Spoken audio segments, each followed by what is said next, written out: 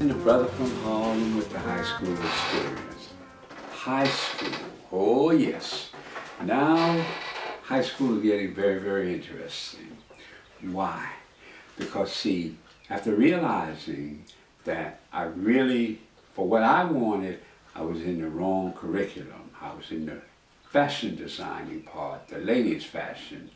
But it wasn't quite explained to me that I wouldn't be getting the tailoring part that I wanted. Because I wanted to make me some tailored clothes, tailored shirts. I wanted to be sharp. Brother wanted to be clean, like the older guys around.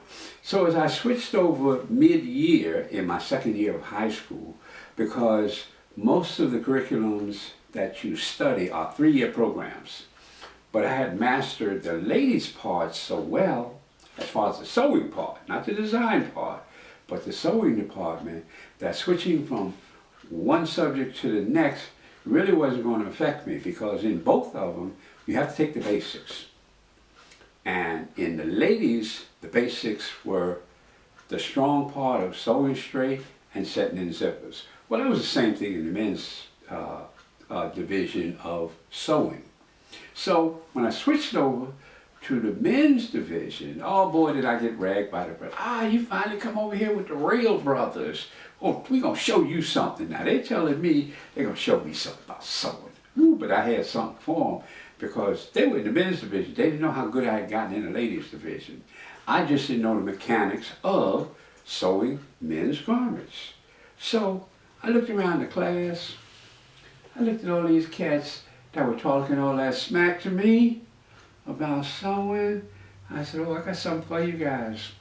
So now I'm learning, even though I learned how to make zippers, or set-in zippers rather, I didn't know the fly zipper, which goes into pants. I know all other straight zippers that go into ladies' clothes that don't necessarily go into men's clothing. So now I'm gonna learn this fly zipper. Well, it wasn't that hard, because I'd already learned how to make set-in ladies' zippers.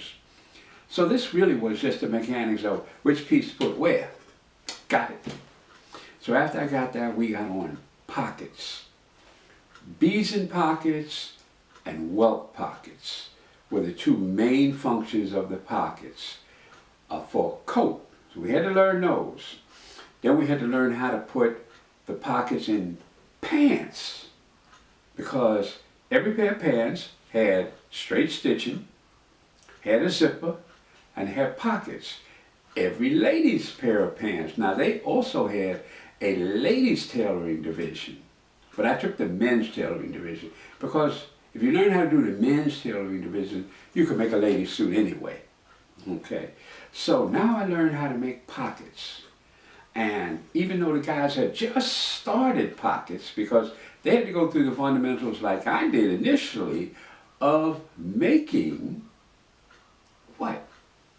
Zippers and straight stitching. Key foundation to everything you do, clothing, period.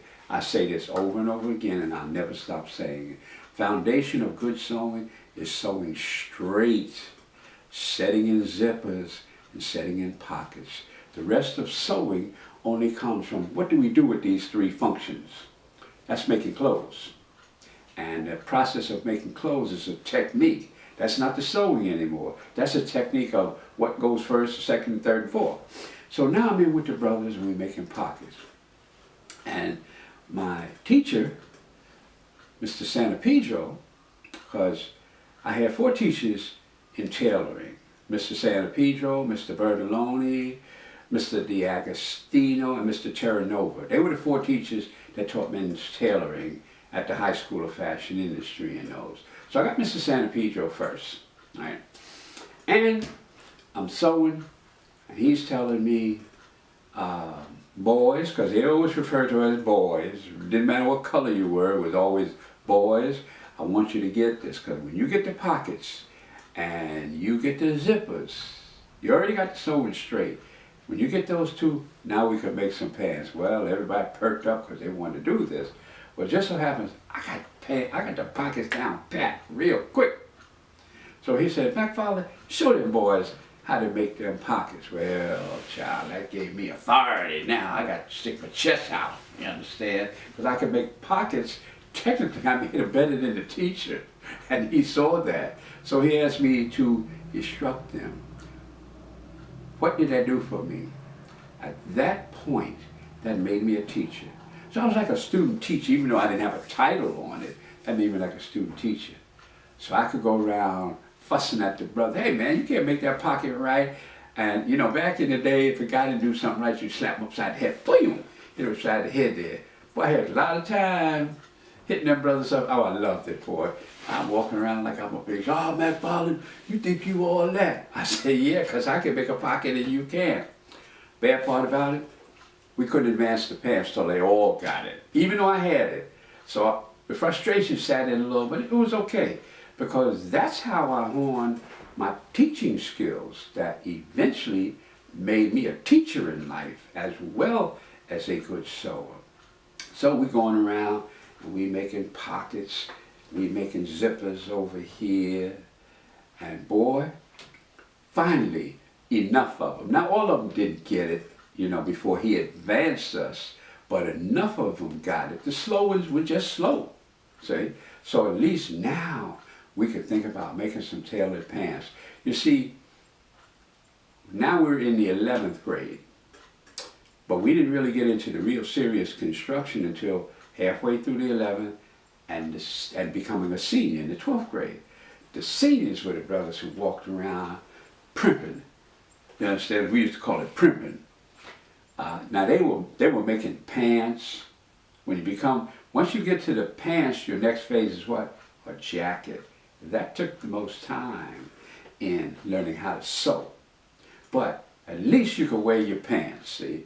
And I wanted nothing more than to finish the year where I had made pants. So that when next year started, I'm a senior, I'd be bopping around with my pants like the rest of the seniors did, while they were learning now how to make coats, see? Because all the seniors and a lot of the juniors who made pants fast enough, you could wear them to school and you could show off, you understand? And you know, back in the days, all little brothers had a little hip-hop walk that we had back then. That's all I wanted to do, because you see, that was my purpose for going to high school in the first place. And I never will stop saying, the High School of Fashion Industry, #1, is the only high school of its kind in the world that teaches you the apparel industry.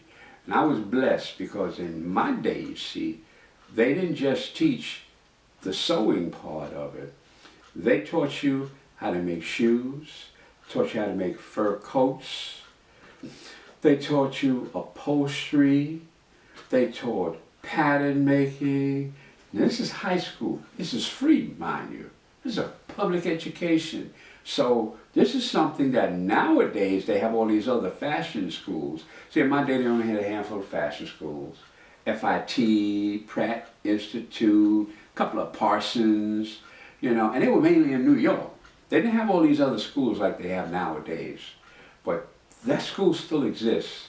And it's such a hard school to get in, they got a waiting list to get in, because this is where you prepared in high school for what later on you have to go and spend money for in these so-called colleges to learn what we learned in high school.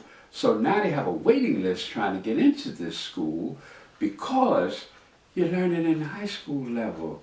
Only difference is they don't teach the things that they taught me. They've eliminated a lot of the curriculum on the different subjects that they taught in my day. And I hope one day to be able to go to the school and do some master classes or something to give those students what I got back in the day. I'm going to leave you there because I want you guys to think about how different schools are from my day to what they are. So once again, the brother from Harlem telling you, be blessed, because I'll be back with some more stories about my high school experience, because I'm going to get into the other parts of it as well as the sewing part. But the difference between high school in those days compared to what high school in these days are. Now, I'm not going to elaborate on these days high school. I'm just going to tell you what mine was. So, gentleman Jim McFarland, the brother from Harlem, bidding you until next time, a farewell, my friends. Be blessed.